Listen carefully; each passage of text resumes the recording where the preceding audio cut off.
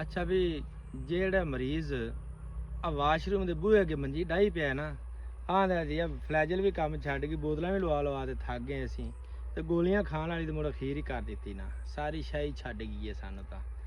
ਤੇ ਉਹਨਾਂ ਮਰੀਜ਼ਾਂ ਵਾਸਤੇ ਅਸੀਂ ਫਰੀ ਦਾ ਉਹਨੂੰ ਮਸ਼ਵਰਾ ਦਿੰਦੇ ਪਏ। ਆਹ ਮਕਈ ਦਾ ਸਿੱਟਾ ਵੇਖਦੇ ਪਏ ਜੇ, ਇਹਨੂੰ ਛੱਲੀ ਵੀ ਆਖਦੇ ਜੇ। ਆਹ ਵੇਖੋ ਅੱਜ ਕੱਲ ਪਠਾਨ ਆਮ ਲਈ ਫਿਰਦੇ ਨੇ, ਇਹਦਾ ਦਾਣਾ ਕੱਢ ਲਓ ਮਾਂ ਦਾ, ਜੇ ਛਿੱਲੇ ਵੀ ਖਾ ਜਾਓ। ਅੱਜ ਕੱਲ ਸਮਝ ਦੀ ਵੀ ਬੜੀ ਜ਼ਰੂਰਤ ਹੈਗੀ ਹੈ। ਆਹ ਸਿੱਟਾ ਵੇਖਦੇ ਪਏ ਜੇ ਕਿੱਡਾ ਪਿਆਰਾ ਹੈ। ਤੇ ਹੁਣ ਵੇਖੋ ਅੱਲਾ ਪਾ ਦੀ ਤਾ ਹੈ, ਸਵਾਦ ਹੈ, ਨਿਮਤ ਹੈ, ਇਹਦੇ ਵਿੱਚ ਕੋਈ ਐਸੀ ਨੁਕਸਾਨ ਵਾਲੀ ਚੀਜ਼ ਨਹੀਂ। ਇਹਨੂੰ ਤੁਸੀਂ ਭਾਵੇਂ ਘਰੀ ਅੱਗ 'ਚ ਭੁੰਨ ਲਓ, ਸੁਆਹ 'ਚ ਭੁੰਨ ਲਓ, ਇਹਨੂੰ ਸੇਕ ਲਵਾ ਲਓ, ਇਹਨੂੰ ਖਾ ਲਓ ਮੇਰਾ ਭਾਈ, ਇਨਸ਼ਾਅੱਲਾ ਤੁਸੀਂ ਯਾ ਖਾਂਦੇ ਜਾ ਸੁਣਾ ਤੇ ਢੱਕਣ ਆ ਜਾਸ। ਆ ਜਿਹੜੀਆਂ ਤੁਸੀਂ ਖਾ ਕੇ ਲੱਗ ਖਲੋਤੇ ਨਾ, ਤੁਸੀਂ ਫਲੈਜਲ ਦੇ ਅੱਕੇ ਪੈ ਜੇ ਤੇ ਜਿਸਮ ਵੀ ਕਮਜ਼ੋਰ ਤੇ ਲਾਗਰ, ਤੇ ਆ ਦੋ ਕੁ ਸਿੱਟੇ ਤੁਸੀਂ ਖਾਣੇ ਨੇ। ਇੱਕ ਵਾਰੀ ਖਾ ਲਿਆ ਜੇ, ਦੂਸਰੀ ਅੱਧੇ ਘੰਟੇ ਬਾਅਦ ਇੱਕ ਹੋਰ ਖਾ ਲਿਆ ਜੇ, ਇਨਸ਼ਾਅੱਲਾ ਮੋਸ਼ਨ ਵਾਲਾ ਤੁਹਾਡਾ ਤੁਖਮ ਹੀ ਖਤਮ ਹੋ ਜਾਏਗਾ।